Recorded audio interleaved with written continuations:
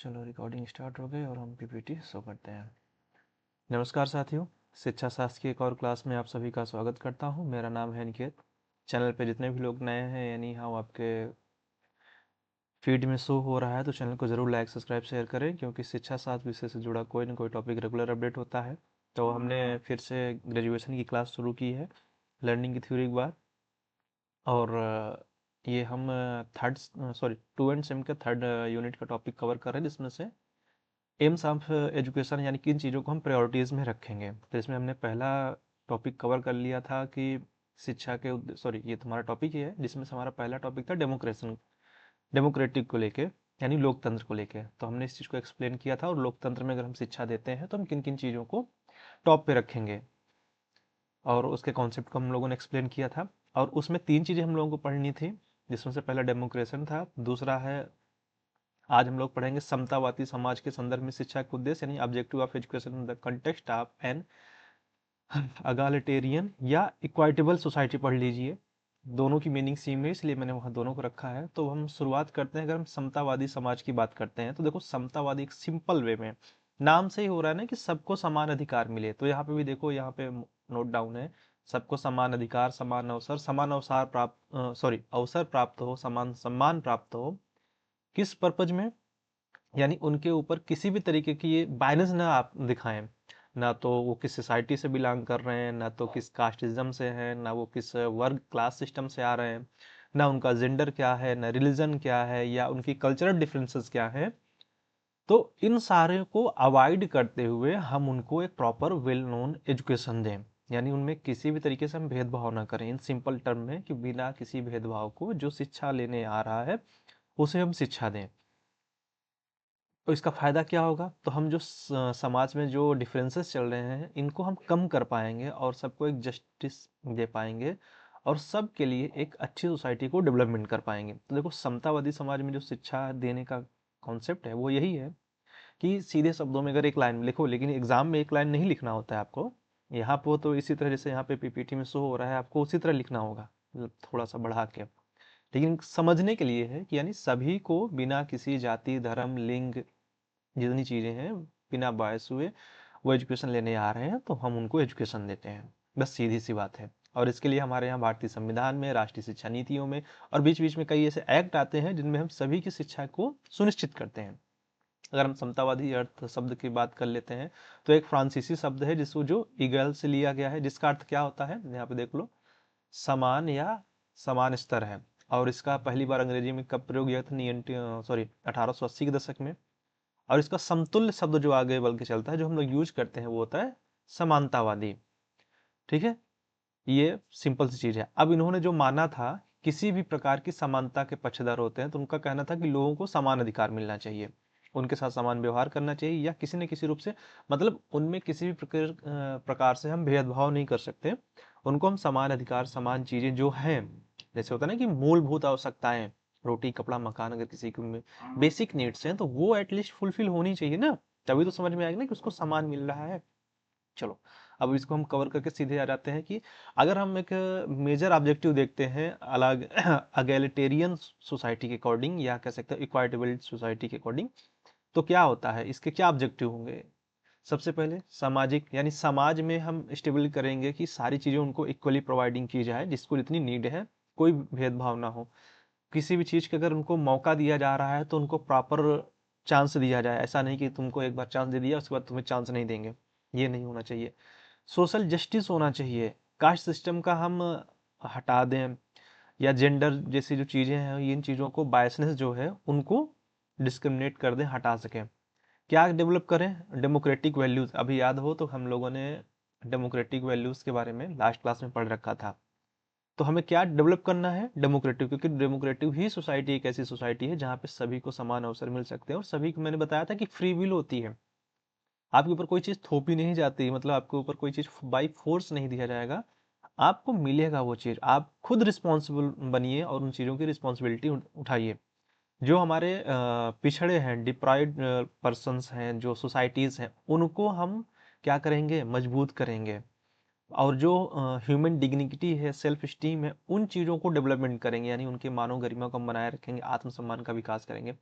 आर्थिक असमानता, देखो एक सबसे बड़ा देखो कई चीजें हैं रीजन इसके, जो समतावादी शिक्षा अगर हम देते हैं तो कई चीजें इसमें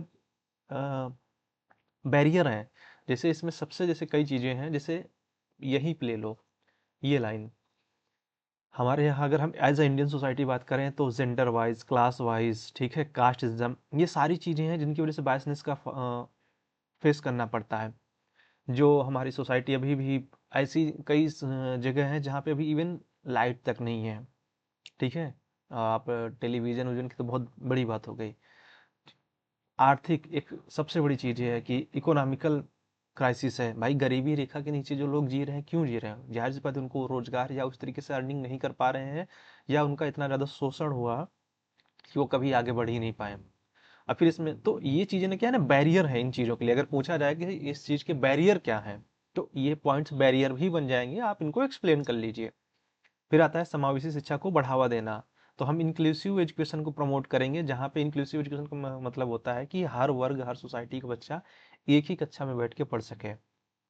अब हम बात करते हैं, अगर हम इंडियन कंटेक्स्ट में बात, वो एक नॉर्मल कंटेक्स्ट में था, वो आप कहीं भी लगा सकते हो। पर अगर हम ऐतिहासिक रूप से देखा जाए तो ये यहाँ प्रॉब्लम क्या है, ये भी जो चीज मैं बता रहा था, देखो जैसे कि है कि क्या है, उच्च जातियों का प्रभुत्व रहा है।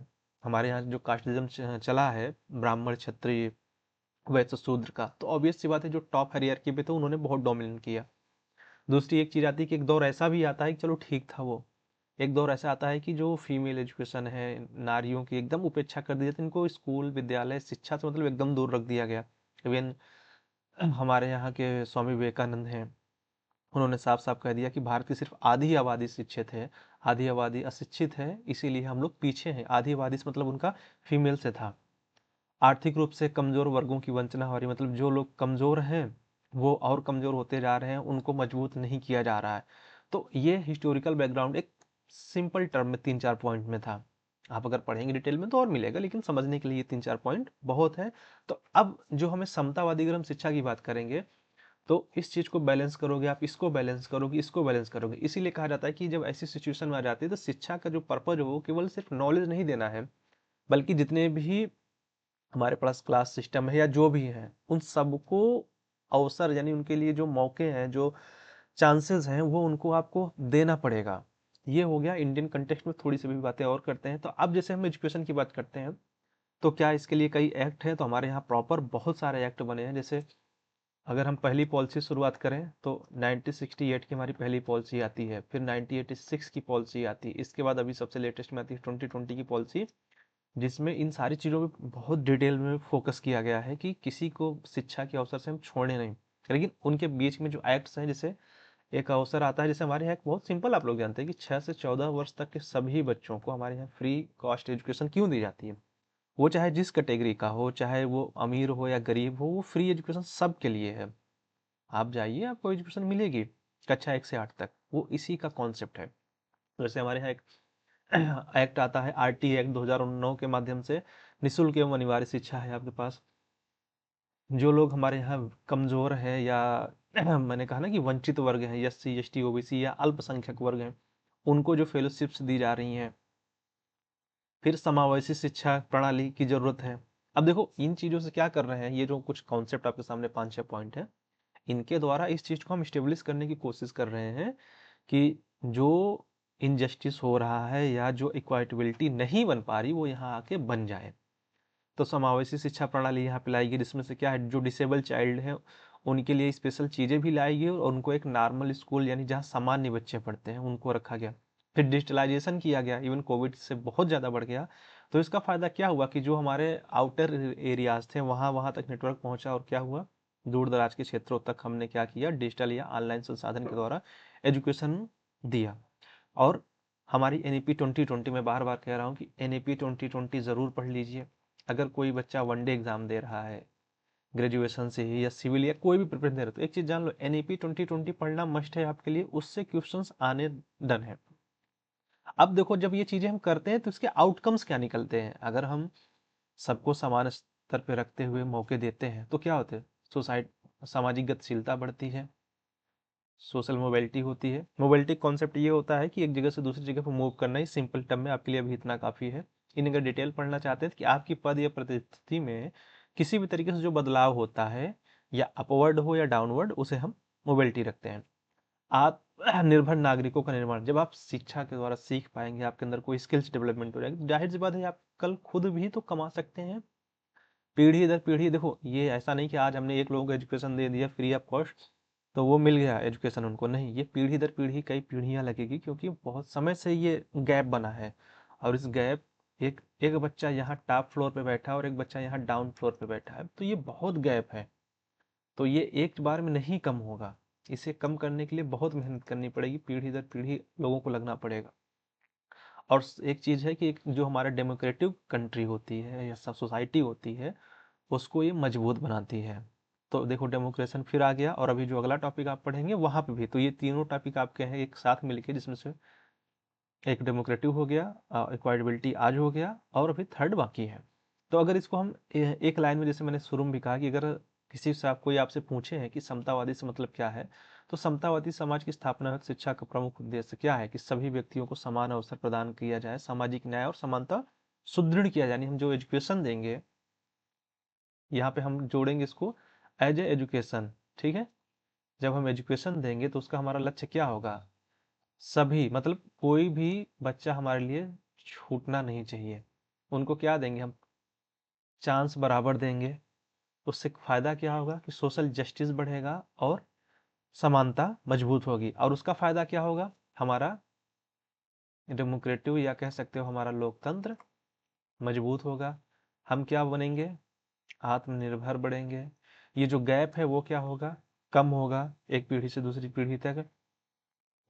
और जो हमारा राष्ट्र होगा वो कहाँ जाएगा, उत्थान की ओर जाएगा। अब इसके लिए बैरियर्स यानी बाधा क्या क्या है, अगर ये भी देख लिया जाए। और मैंने डेमोक्रेटिव में भूल गया था, अगर किसी को कोई बैरियर्स पता है तो कमेंट करके बताना, मैं एक्सप्लेन करूंगा बाद में किसी वीडियो में इसी टॉपिक के, मतलब यूनिट के एंड होते होते। तो यहाँ पे जैसे अभी जो तीन चार टॉपिक बताए थे, कि जैसे अगर हम इंडियन कॉन्टेक्स्ट में बात करते हैं अभी, तो सबसे पहले कास्ट सिस्टम एक इसकी बैरियर है, ठीक है। यार एक, हाँ, अरे सही काम किया, आज तो ये सही काम कर रहा है, ऐसे डिलीट होना चाहिए। इकोनॉमिकल प्रॉब्लम भी इसकी बैरियर है, ठीक है। सबको बराबर चांस ना मिलना बैरियर में आएगा, ठीक है। और क्लास, क्लास में सारी चीजें आप रख दीजिए, जेंडर, ठीक। और क्या रख सकते हैं आप, जेंडर हो जाता है। एज भी आएगा, क्योंकि अगर सही समय पे सही शिक्षा ना मिले तो वो भी एक प्रॉब्लम है। तो ये सारी चीजें क्या है, एज अ बैरियर कंसिडर की जाएंगी, और उधर की चीजें क्या है, एज अ अच्छी चीजों में। अब इसमें लास्ट टॉपिक आपका बचता है ह्यूमन सोसाइटी, यानी ये अगली वीडियो में आ जाएगा। तीन इसमें था, जिसमें से दो हमने कवर कर लिए, तीसरा हो गया और तीसरी यूनिट आपकी कंप्लीट हो जाएगी। सो जितने भी लोग वीडियो देख रहे हैं, मैं फिर कह रहा हूँ कि इसको ज़्यादा से ज़्यादा शेयर सब्सक्राइब कराएं, थोड़ा मुझे भी मोटिवेट करो, मुझे भी अच्छा लगे ना कि हाँ चलो चांसेस हो रहे हैं। मैं भी तो यहाँ पे फ्री ऑफ कॉस्ट दे रहा हूँ आप लोगों को चीज़ें, ना तो कोई चार्ज। और हाँ, जो बच्चे नेट के लिए पढ़ना चाहते हैं वो कॉन्टैक्ट कर सकते हैं, चाहे फर्स्ट पेपर हो चाहे एजुकेशन। तो वही बात, चैनल को ज़्यादा से ज़्यादा लाइक शेयर सब्सक्राइब करें और बने रहें। बिल नोटिफिकेशन हमेशा ऑन रखें, क्लासेस आपको मिलती रहेंगी। और तब तक के लिए थैंक यू, अपना दिन एंजॉय करें।